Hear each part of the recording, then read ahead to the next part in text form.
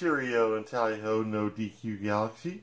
This is the General, Jerry Slaughter, as always with Stephen Osborne at our inaugural NXTea Party. We just got done watching the premiere episode. Very first episode of NXT UK on the WWE Network. I did not know what to expect going into this show. Neither did I. NXT's already bringing us great superstars and great, almost 5-star matches on a weekly basis. So them going international, like, you know, they have international superstars coming in regardless. Just gotta make sure I don't spill on NXTea. Your NXTea. Yep. And we weren't really expecting. We didn't know what to expect. That's the great thing. Now, you challenged me to make a list yes. of things that we were hoping for. Yes. I want you to start off, because I know your list is a lot longer than mine. Well, mine are actually hopes for the future of NXT UK. The big one being hopefully a King of the Ring type tournament and Ricochet invading, coming over, winning it, and becoming King Ricochet.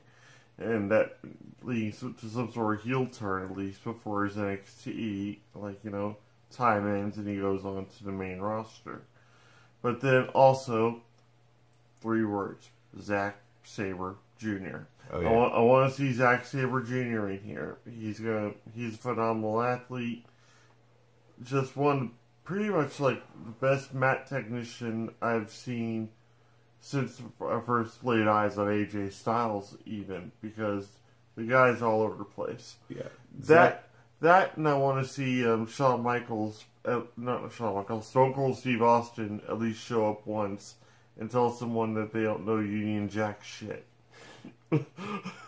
Yeah, my only experience with Zack Sabre Jr. Watching him was when he was on the Cruiserweight Classic, and I just can't believe that WWE would get their hands on a talent like Zack Sabre Jr. even just for that, and then let him go. Yeah. Like, that's amazing to me. I guess he didn't want to be in 205 Live. Maybe that's it. Maybe he didn't. I think he probably would have felt relegated, and that's why a lot of these superstars that make such a great living in Japan and whatnot don't come over to WWE, because sometimes it's almost like stepping down for them. Well, in popularity, maybe, in storyline, maybe, in being used, maybe, but in money, I don't know about that. There's probably very few indie guys that make the kind of money that the Young Bucks and Cody Rhodes make. Oh, absolutely. But my only hope for this show basically was that it would not be a copy-paste version of NXT. Yes. I was hoping that there would be enough differences in the product, and we saw some of these differences. Oh, yeah. Jerry mentioned, and this was later on in the show, we didn't even think to question it, but he mentioned later on in the show that they actually have cutaway replays during matches, box in box, We don't see that on NXT. Very, very, very old school. Very WWF area. Like, they actually have the matches not really slowed down, but to a point where you could actually have that replay put in there and take a little bit of a breather and be like, oh my god, did you see that? It's like, oh, they're showing it again really quick. Hold on. So, that actually helped us out a lot with viewing this program, because a lot of what we have to do is pausing. Yeah, and rewinding. And rewinding, or just pausing in general just to take notes. But, we didn't actually take a whole lot of notes for this show.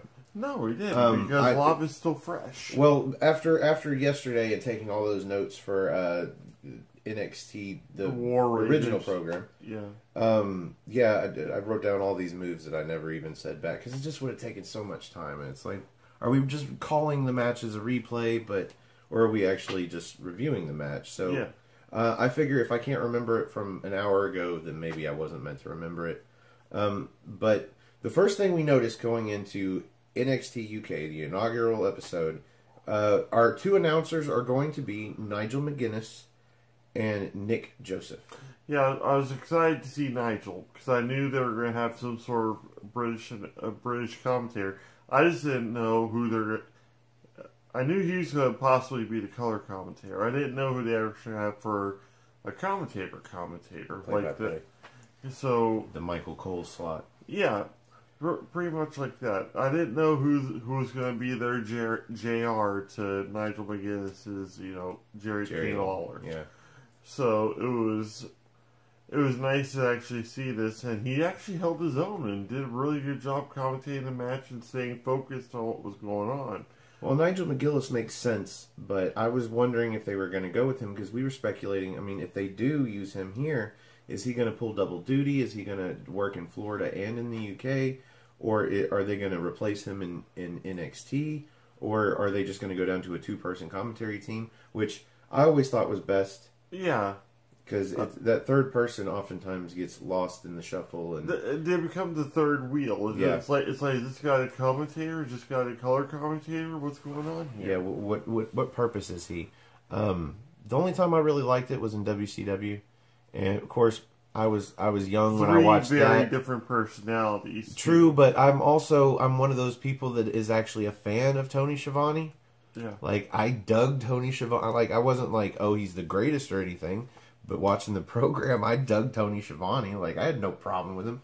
When I started seeing online years later that people gave Tony Schiavone shit for his commentating, I'm like, really? Why? Well, Schiavone was really good about telling stories. And then you had Mike Tenay, who was like, more technically sound, did a lot more move holds and everything. And then you had either had Bobby the Brain Heenan or Larry Zbyszko's, a seasoned legend that would actually offer their views at the same time. So you always had three very different personalities in there with you.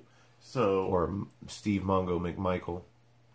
I actually liked him on commentary. I'm sure he was terrible. I'm sure it was just because I was young and naive. I'm sure he was terrible. I liked him too. I think you just like the name Mongo. Oh, who doesn't like the name Mongo? That's a very powerful name. Yes, it is. So the first match of the card, technically three people that I've never seen before, but you are familiar with at least Mark Andrews. Mandrews, he called him. I'm like, is that with just an S at the end, or is it Andrew? Or he's like, it's Ness, man. I saw him perform a lot of matches in Impact Wrestling, and he's a high flyer. And he showed a lot of great potential in this match. Well, his opponent was a Mr. Joe Coffey, who was coming out with his brother, the other Mark. Mark Coffey. Why they would start off the show with two Marks? Who knows? But at least it wasn't Mark versus Mark. Although we might see that in a week or two, based off of this match. What they did is they also referred to him as Andrews more than anything. That way, there wasn't any confusion. Yeah. Oh, which Mark, man? Which Mark? So it's apropos to me that they would start off the very first NXT UK with some chain wrestling. Very nice chain wrestling. Yep. Not too much to make note of, but we had a double underhook DDT swing. Yeah, by Coffey. That was like the first thing we were like, well, that's different. Yeah, that's once you're able to say that within the first few minutes of a match, seeing something new like that was actually pretty cool. And for those of you that haven't seen it yet, it is. Imagine taking Dean Ambrose's finisher, the Dirty Deeds, and swinging it like Cesaro would the Cesaro swing. Yeah, like Manager's legs completely off the ground, and he swung for quite some time. Never seen it before. The crowd was naturally eating it up. Yeah, that's something else. The crowd was eating a lot of stuff up. Yeah, it was a great crowd. It was a great venue. The acoustics in the venue were awesome, and I don't know if that is going to be permanent. Like that's where all NXT UK shows are going to be taped, or if they're going to tour around. What was it? The Corn Exchange the Corn Exchange in Cambridge. In Cambridge. Yeah. Which means that that was the main eventer, the NXT Champions' hometown. It looked like it was. I want to liken it to an airplane hangar meets an opera house. Oh, I was about to say A brick opera house. the Manhattan Center and that they held the first Raw at. It kind of had that feel to Yeah, it. a little bit, only like cut in half and shotgunned. Yeah. What I noticed here is that the screen side or the entranceway side is also hard camera. Once they get in the ring, that is hard camera side, because there's literally no audience members on that side. The audience is slightly surrounding the two perpendicular sides, but then the opposite side it goes up and back, and that's where most of the audience is. It gives it a really cool underground feel, and it's just the whole vibe of the place and the way they chanted together and everything. The crowd was beautiful. The sounds were just great. I wasn't a fan of the tight entranceway. It's so tight that the ramp has to come off of the left-hand side of the stage and come down in front of it. And but it's only like 1.5 feet off the ground. So yeah. I'm like, I would just go to the in the middle, because they come out from the right side and they come to stand in the middle, right in the middle of the Tron. Yeah. But then they go back to the right side to go down the rampway to get to the ring. And I'm like, if I'm going to go out to the middle of the Tron to do my pose or whatever, I'm just going to jump off the end, because I'm not going to risk anything. It's half the distance from the apron of the ring, and they make that jump all kinds of times. Okay. So, enough of the architecture. Let's get back to the match. Yeah. This was a standard match, as far as I could tell, for making both opponents look good. But at the same time, you had the brother on the outside who is making it almost a 2-on-1. Yeah, he pretty much poses distractions a couple different times with the referee, very politely telling him to stop. Yeah, just you back away, man. Get out of here. Never sends him to the back, and he ends up costing Mandrews the match. Joe just drops him with this discus clothesline because Mark on the outside distracts Mandrews. Yeah. And yeah, we had Joe with a forearm, and then Mandrews did have one extremely impressive maneuver, though, which I've seen a couple different times, but this was very crisp and very flowing. Joe had him up for the a suplex, and Mandrews turned it very quickly into almost like a jawbreaker, almost a stunner. It looked like a stunner. Yeah.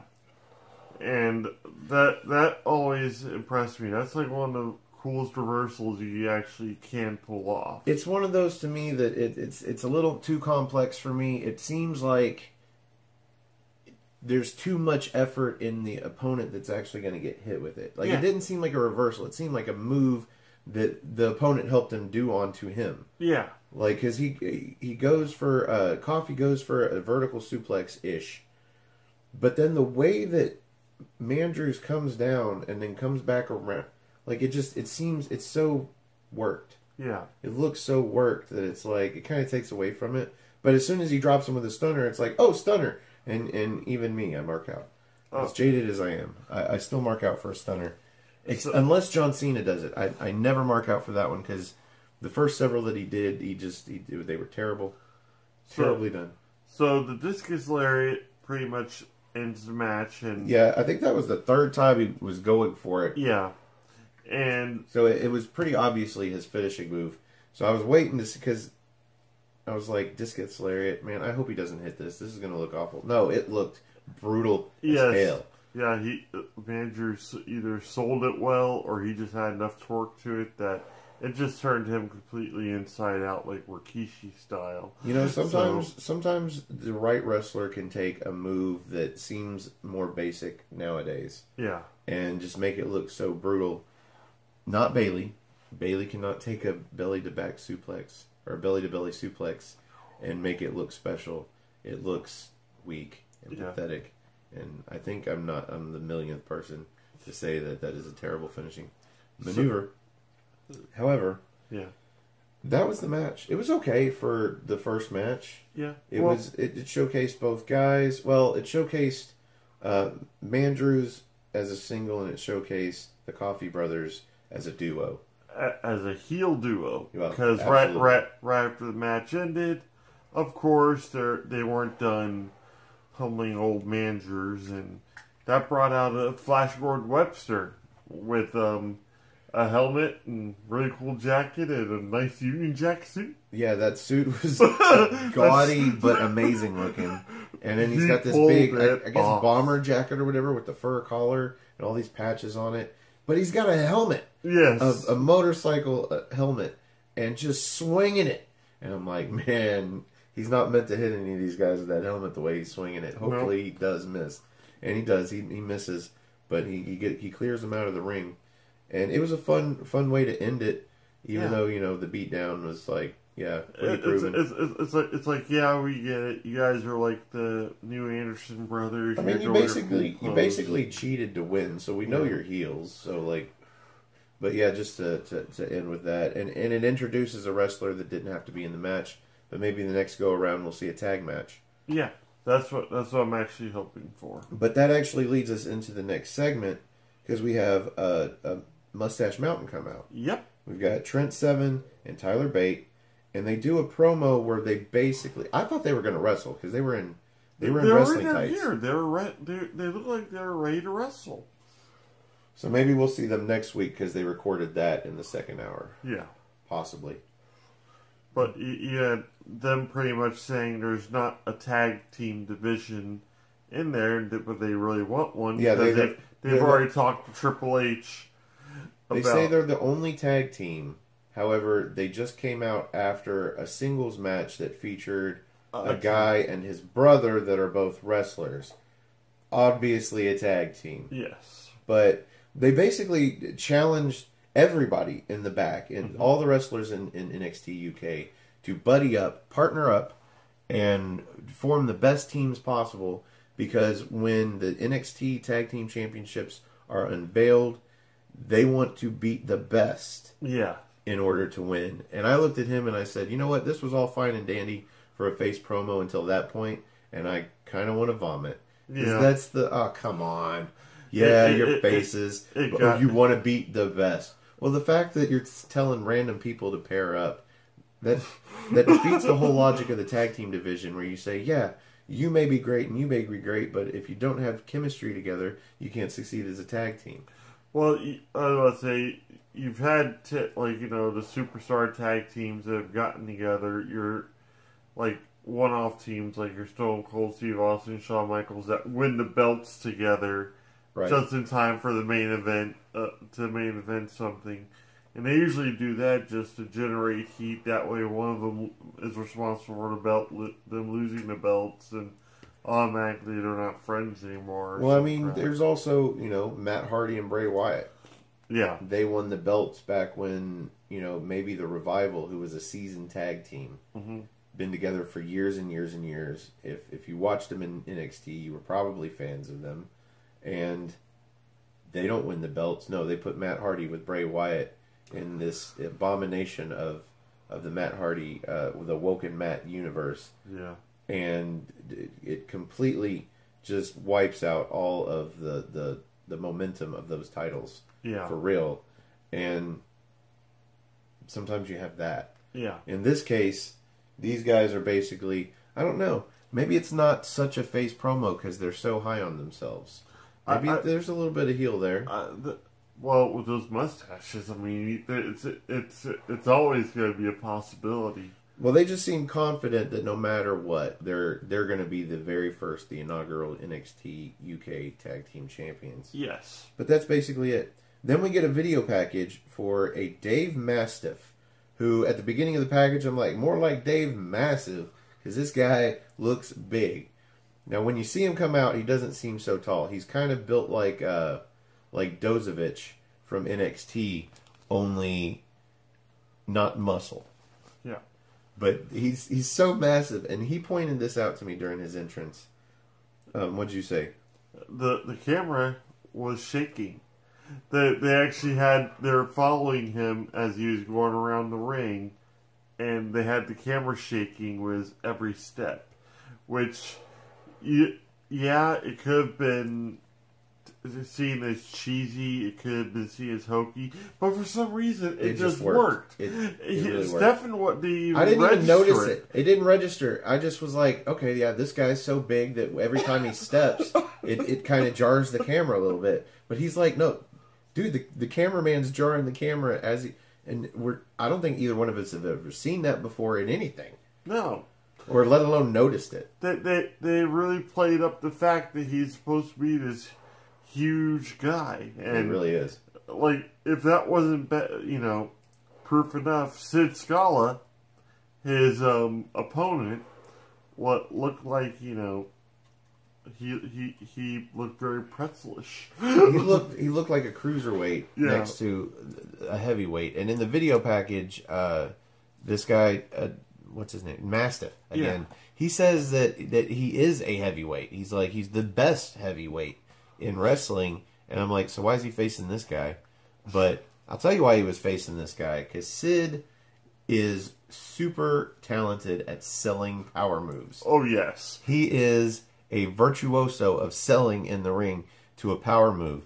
There was a drop kick that Mastiff did to this kid, Scala, and Scala sold it like The Rock would sell a stunner. Yes. But it looked much more natural, like his body would actually bounce like that. Yeah. And that was his contribution. He made Mastiff look really, really good. Well, he just got tossed around. He got smacked real hard, and he even talked trash to him a couple times. Just got into his face and just the size as well. I mean, maybe he's not a heavyweight, but the reason that he is that size was so that Mastiff could show off some of these moves. Yeah. He takes him up for a vertical suplex and just lifts him like nothing. Yeah, like nothing, and holds him in the vertical suplex. Kind of molests him a little bit, not gonna lie. His hand wanders. I guess he was looking for a handle. But he holds him up in this vertical suplex. He definitely had a hold of Scala wag. Yeah, Scala's wag. Yeah, and he doesn't drop him like Bobby Lashley would. He throws him. Just throws him away, man. And his power. He does this deadlift release. What did I write here? I have no idea. German. Yeah. Okay. Deadlift release German suplex. Into the corner to set him up into the corner. And once he sets him up in the corner, he does not really a Kevin Owens style cannonball. He does this leaping cross cannonball, but not completely cross body, but almost a diagonal cross cannonball, and then drags him for the pin. And you knew it was over. It was kind of it was like a really weird senton, is what it was, but just the way he turned in the air, just added that much force to it. And gotta have been landing at least 100 more pounds than Kevin Owens would land. Yes. So a guy probably 80 to 100 pounds heavier than Kevin Owens doing it better than Kevin Owens. I think it was that match was great. Yeah, it wasn't necessarily a squash. You know why it didn't seem like a squash to me is because this Scala guy was so good at selling the moves. Yes. He, to me, looked just as good in the ring, but in a different light. You know, he looked super good at... He's the ultimate jobber. Yes. He was with all the other jobbers and enhancement talent. He's their guru. Go to him to learn how to sell a move. For some reason, I just saw him all hyped up and wearing face paint and just running onto the ring and losing. But this match was great for what it was. It was a squash match that, to me, didn't feel like your typical squash match. It just looked so good. And then we had an interview backstage with Nina Samuels. Yeah. And Nina Samuels is new to me, but she's facing Toni Storm, who is not new to me. Toni Storm I saw in the original Mae Young Classic. Yeah. And I think she even made it to the Final 8 or the Final 4. She went pretty far in that tournament, so I knew Toni Storm quite well. And I'm like, yeah, this is an interview with enhancement talent. Yeah, but even then, they put on a great match together. I have no notes for this match other than the ending. Yeah, to me, it was an okay match. They both look good. There was this one spot that was like, very catty that I enjoyed, which was they had this. I wouldn't say a long chain of reversals or anything, but then there was a spin and a good slap to the face. Yeah. From Nia Samuels to Toni Storm, pretty much that whole, and then she talked trash to her, and that was pretty much the big part of the match, except for the finish, which. Well, it was just a showcase of Toni Storm against a credible opponent, because Samuels absolutely looked good too, and she just lost. She was meant to make Toni Storm look like a winner. Yeah. And Toni Storm looked like a winner. She hit what she calls Storm Zero, which is basically a white noise, if you're thinking Sheamus, or an air raid drop across her knee in a neck breaker, and then drops her back onto her back or her shoulders with a pin, and looked good. It was a good match. I just have no notes for it. It was pretty okay. It was basic. Yeah, it was pretty much a women's match you'd probably see on NXT, because even when they get the call up, it seems like they start dialing back what they were doing down in NXT. As much as I hate to say down, because I hate saying down. I would say NXT. In certain aspects of your career, going to NXT is an upgrade if you're going from WWE television, that is Raw or SmackDown. It's probably just not an upgrade for your wallet. Yeah. But I think some people don't care. Some people actually still just like to wrestle. Yeah. So next week we're going to have Tyler Bate versus Wolfgang. It's weird because we had Tyler Bate out there with his tag team partner Trent Seven talking about being the greatest tag team. Well, the only tag team really, but such a great tag team. But now next week we're going to have a singles match. Well, wasn't Tyler Bate the first...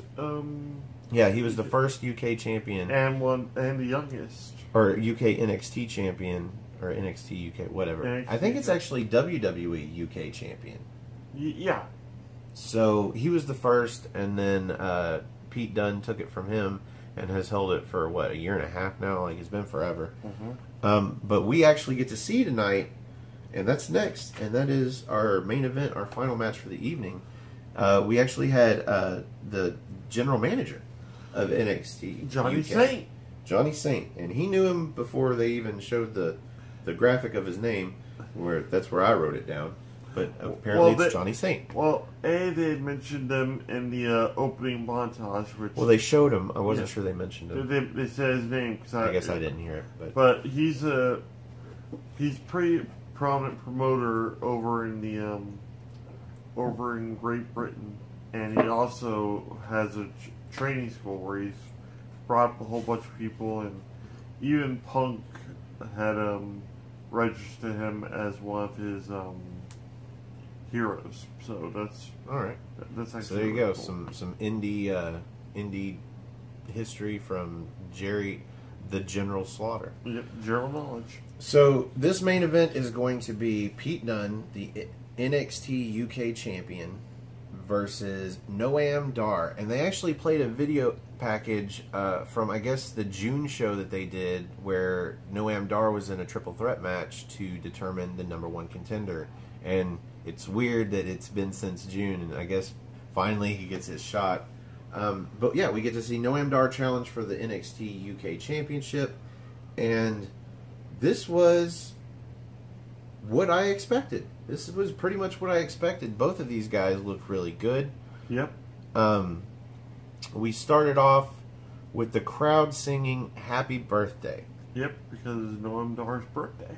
Well, actually, I think before they sung "Happy Birthday" to Noam Dar, they were singing the Darth Vader theme, the Imperial March. Yeah. The Imperial March from Star Wars. And I'm like, why is the crowd singing? And I'm like, oh, Darth Vader. Yeah. Yeah, that was a little fun, I guess. It kind of distracted from the match that wasn't really occurring yet. It hadn't really even started. They were pretty much doing the whole circling thing at that point. You know, Noam Dar doing his little pinky pose, and then Dunn mocking it and trying to get under his skin or in his head or whatever. And then, yeah, it was almost immediately brutal with the small joint manipulation. And then there was that short arm clothesline, which nobody clotheslines like Pete Dunne. His short arm clothesline. It looks like he hits it with more power than a clothesline from hell. Yeah. In like a third of the distance.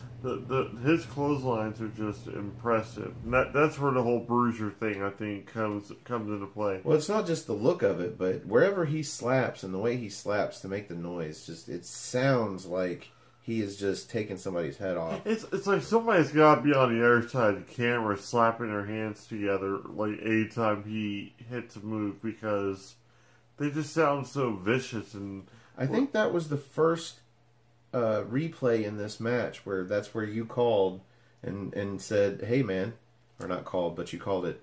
Yeah. You know that they actually had replays in this, and I'm like, well, good. That's different from NXT. Yeah. So after that, we had more chain wrestling. Like that's what I really liked about this match, was the fact that, Noam Dar, he comes off as flamboyant naturally. He's all decked out in some weird universe spaceman type shit. But it's the Scottish Supernova, man. But what I really like about this is the fact that you can't really take anybody lightly here in this company, because on any given night there could be a title change. We had a lot of near falls in this match. So, I don't know. That sounds good and all, but at the same time, Pete Dunne's been champion for like a fucking year and a half. Yeah. So at the same time, I'm not so sure that there's just going to be a title change. But the thing is, it actually showed him struggle, which was something you really didn't see a lot of. I don't know about struggle. He took some offense. He took some offense. Yeah. But was there really a point where you could have seen Noam Dar get the pinfall? There wasn't even really a point, and I think they were stressing that his grapevine ankle lock, that they were calling a knee bar, was going to be his finisher, that he was going to get the bruiserweight to tap out. Like, no, the bruiserweight would pass out before he tapped out, one. And two, no, it's easy. There's too much length there. He's going to get to the ropes. Well, and this happens. But I didn't, at no point did I think Noam Dar had this match. Well, I won't say there was a point where he had the match, but there was one part that stole the show in the match, and that was the Fishman Buster on the ring apron. Oh, that was brutal. That was nasty looking, but at the same time, they traded off so much in this match. You had Dunne going for Noam Dar's previously injured, the surgery that he had on his leg. I believe it was his left knee. But then you had Dar turn around and go after Dunne's right knee. Yeah. Dunne goes for one of those, like Daniel Bryan does, the backflips where you come off the turnbuckle. And Dar catches him at the top turnbuckle and does a shoulder block, or a chop block. And now he's working on Dunne's legs. Yeah. They traded off through most of this match. There was no point in any of the trade-off. There was no near falls for me, like with Dunne. Yeah. Like, Pete Dunne was going to kick out of everything that I saw during this match. The only thing that I saw during this match that wasn't going to get kicked out of was anything that Dunne did onto Dar. Yeah. It's just weird to say Dundar. Yeah, I want to call him Noam. But, pretty much a lot of what I like to see out of Pete Dunne, which is he gets a hold of somebody's fingers, and he just mangles them. And I don't know if I like to see it. That makes me cringe. Well, at one point they got a little too close, and you almost see him almost miss with that stomp on that last one. Well, that was during the replay, but during the match, like, okay, so there's all this small joint, finger manipulation, so he's trying to build towards something, but of course his finisher has nothing to do with small joint manipulation. But he goes for this stomp, and this is fast forwarding to the end of the match, but that's fine. He goes for the stomp onto Noam Dar's pinky, because Noam Dar goes to do his little pinky signal, and I don't know if that's his way of doing the middle finger or what, but he does his pinky signal, and Dunne just reaches out and grabs it. Yeah. And he starts bending just the pinky. He gets that look in his eyes and just starts screaming like he's the Thin Man from Charlie's Angels. So then Dunn does to his pinky what I like to call the Baszler stomp. Yeah. Where he puts it on the mat and then gets his elbow in that position to where it's down and then stomps on it. Yeah. And normally Baszler would stomp on the elbow itself, but he stomps on the pinky itself. And this leads to the end of the match, but I want to back up. Because there was one spot that I backed up and paused through the whole thing because it was a chain of reversals. Yeah, that's a great one. So both guys break this 10 count. Like out on the ring, the spot he was talking about where Noam Dar does a release a fisherman suplex onto the apron on Dunn. They both nearly get counted out. They both get back into the ring after a 9. And once they get back up, Dunn goes for this grapevine arm bar into a triangle onto Noam Dar. Yeah. But Dar almost gets a pinfall out of it, and after a 1 count and Dunn rolls his elbow, that's when Dar turns it over into a single leg crab. Yeah. But then Dunn kind of rolls with the single leg crab, rolls through, and then takes him back into almost gets him in a triangle, but then extends out into an armbar, a full-on armbar, and then Dar rolls backwards and turns the armbar somehow into a motherfucking ankle lock. Yes. I was about to say, you could literally blink at that moment and just miss the reversal. That's why we had to go back. Because, like... Yeah. Go back, go through one, pause it, write it down. Go through the next one, pause it, write it down. It was seamless, and that's one of those moments where they didn't replay it because there was so much going on in that one part. Yeah, it would have gone all the way to the end of the match at that point if they'd have replayed that. But yeah, and so I believe from the ankle lock, Dunn rolls forward, kind of like Kurt Angle would break his own ankle lock if somebody put it on him. Rolls forward, gets out of it, and he ends up. This is where. He ends up, I can't remember the move he does, but that's where they end up on the mat, and then he goes for the pinky.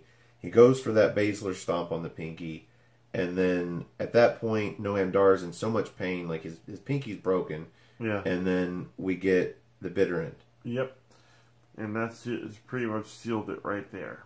So yeah, they played up the bitter end throughout the match, and you knew that as soon as it got hit, that was going to be the end of the match. It was a good match. It was a very solid back and forth. Both guys looked good, even though, like I said, there was no point in the match where I thought Noam Dar was going to win. No. They didn't sell me that much on him. Pete Dunne is an incredible champion. Yes. At least in the guys that they put him in the ring to defend the title, he has looked like he not only can beat them, but he deserves to keep that title. But that's what struck me about that, is the fact that it looked like for a little bit there, I won't say he was going to lose the match, but it looked like he was struggling against Noam Dar. And I didn't see that a lot in the match with him, Ricochet, and Cole. Like, granted, there was a lot else going on in that match, but one-on-one, it seemed like he didn't have that much more time to breathe or that much more time to think. That's true, yeah. So he was just on the spot the entire time, and you saw you saw little like chinks in the armor. So like that's what kind of sold me on the fact is that like anybody on that roster on any given night has a chance of possibly being done if he's having a bad night. So or just doesn't have his head right in the match. So that's what I meant by that. Pete, I'm not taking anything away from Pete. He's a fantastic champion. So, and he's going to carry that company, or that spinoff, sadly, as we're calling it. Yeah, we had this discussion before we did this show. Actually, I think we had this discussion before we even watched the entire episode of NXT UK, because they're sitting there, they're calling it NXT UK, and I'm like, and I pause and I'm like, I ask him, I'm like, how would you feel about saying that out loud if you were from the UK? Like, because it's essentially a sequel, and he liked it to CSI Miami.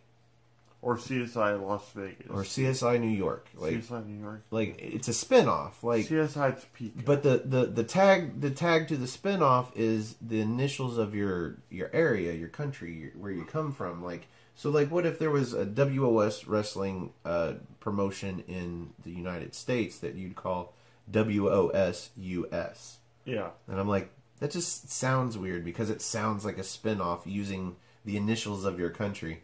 But yeah, to us, this is a spin-off, and we're hoping for more. My guess is the next one is going to be Australia. They're going to start with these promotions in other countries and other areas, in areas that speak English. That is going to be the easiest place to start these. So I'm hoping Australia is next. He mentioned Canada, which I like the idea of, but I think if you're gonna start marketing globally, moving just a couple of thousand miles north isn't necessarily the best option for doing it now. But that's also something else I brought up when we were talking. I was also talking about my Hopes First company, that they'll, instead of having takeover pay-per-views, they'll have invasions and just call them the British invasions.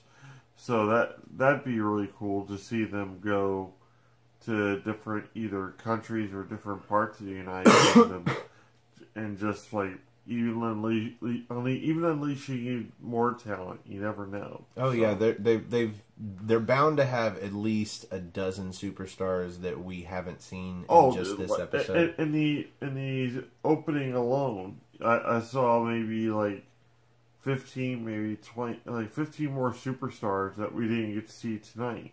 So there's going to be plenty of different people coming in, going out, and it's going to be interesting. It's going to be a great program, regardless. Which hopefully this is also a great program. Again, thank you guys for joining us for our NXT party. Yeah. So it's time to rate the main event, which is kind of our thing. We don't rate the show. We're going to rate just the main event because it is NXT, and I truly believe that NXT is one of the best brands when it comes to consistently good main events.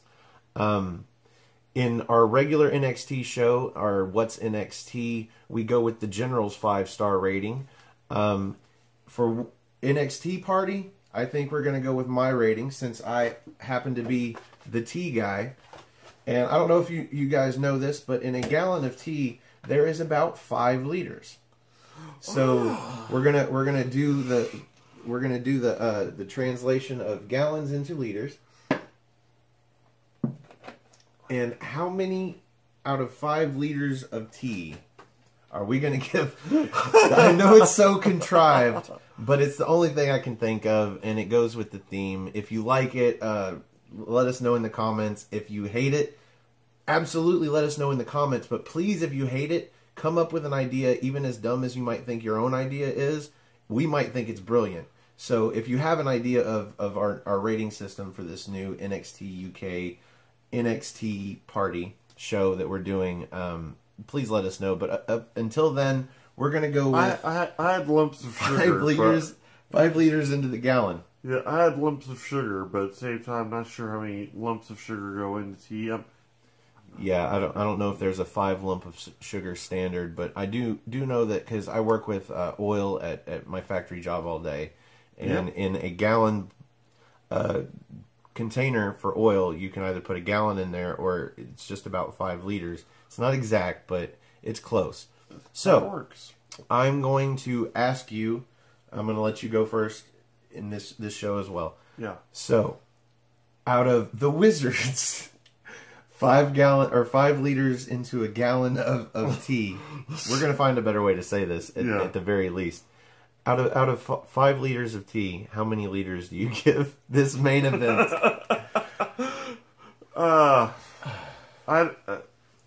It wasn't underwhelming and it wasn't overwhelming. It was what it was. It was a title defense.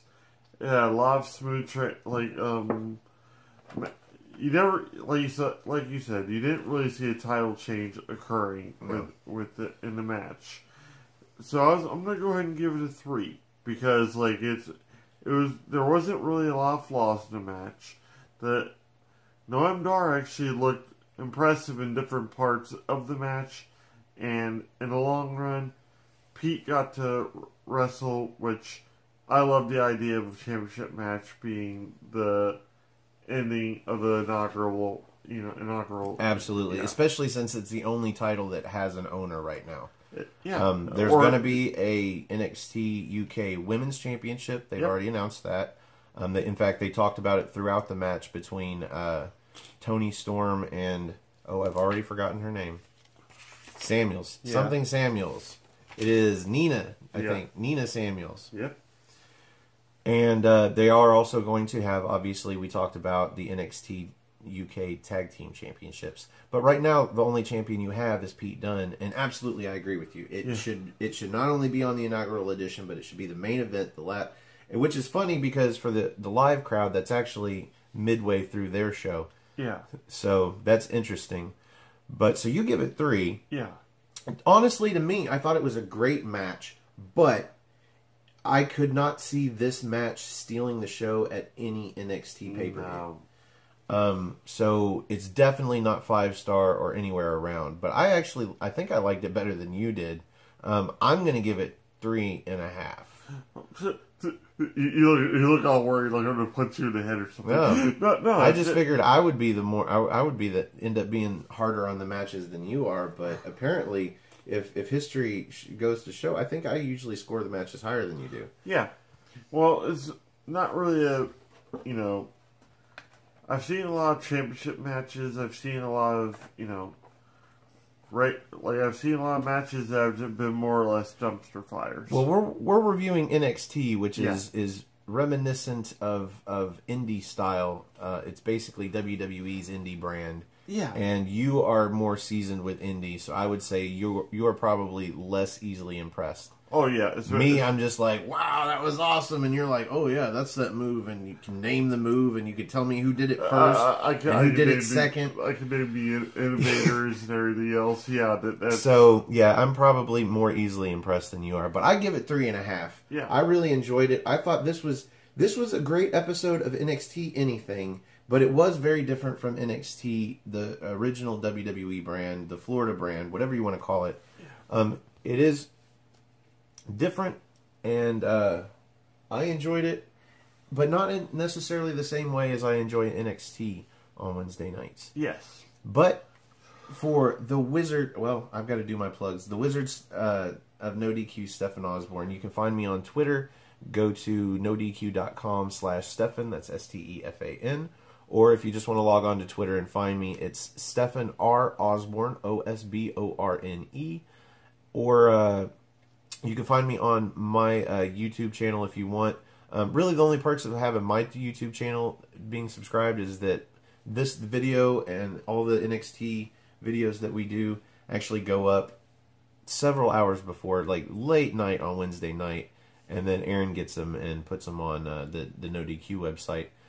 So if you want to subscribe to my channel and get them just a couple hours early, that's cool. If you want to subscribe to my channel just so we can talk about stuff, like I'm always doing this just to talk about wrestling. I have my buddy here to talk about wrestling with, but I also want to talk about wrestling with you guys. Mm-hmm. So find me, get in the comments, and help me convince this guy to get a Twitter so you guys can talk to him as well. And then also, if you want to possibly be part of the show. Because we want it to be a party. We want more people to show up. Honestly, the idea behind the NXTea Party was that it would be a party and it would be more than just the two of us. We're hoping to get some fans, if you're watching this, to Skype with us so we can get you on the show. I'll drop my spin. And if you stay up late like we do because we have to work late, or if you just work late too, just watch NXT before we do the show like we do, and then we'll get on here and talk about it with you. Our hope is to be able to do that every week if we can actually get it to catch on. Otherwise, we will still bring you, just the two of us, talking about our opinions on NXT UK. Mm-hmm. So until next week, again, I am the Wizard of No DQ, Stefan Osborne. As always, joined by Jerry the General Slaughter. And what was our tagline here? Have a cup of NXT with us? Yes.